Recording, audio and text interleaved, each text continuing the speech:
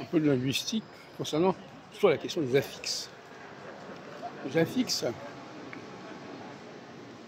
ont comme particularité qu'on voit toujours leur inverse.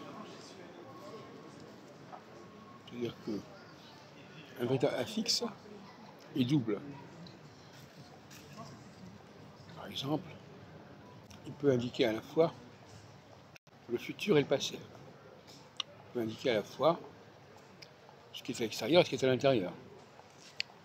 Et donc, un affixe qui n'a pas cette dualité, cette réversibilité, est un affixe appauvri. Un affixe qui a été emprunté sans être emprunté dans sa globalité, dans sa contextualité. Premier point. L'autre point, c'est que il y a donc des affixes qui sont des calques. Par exemple, l'anglais transforme les emprunts français au français qui se terminent par MENT. MENT, c'est un suffixe. Par une forme en LY. Gentiment, par exemple, devient gently, etc., etc.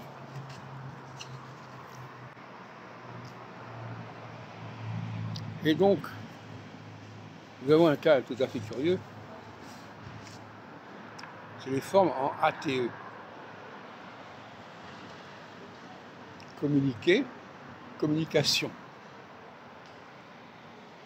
Et l'anglais a cru, en empruntant le français, que communication, c'était un verbe qui s'appelait communicate. Alors, c'est pas du tout ça. De la même façon que le français a emprunté à l'arabe des mots avec leur article. Donc il n'a pas su distinguer le préfixe et le radical. Tout comme l'anglais n'a pas su distinguer le suffixe et le radical. Par exemple, indication, on voit bien que c'est indiqué plus le suffixe est action.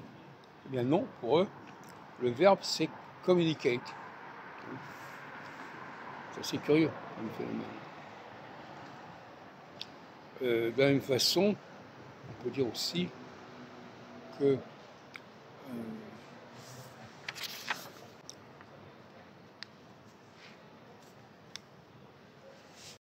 on a des mots comme par exemple savage en anglais qui vient de sauvage.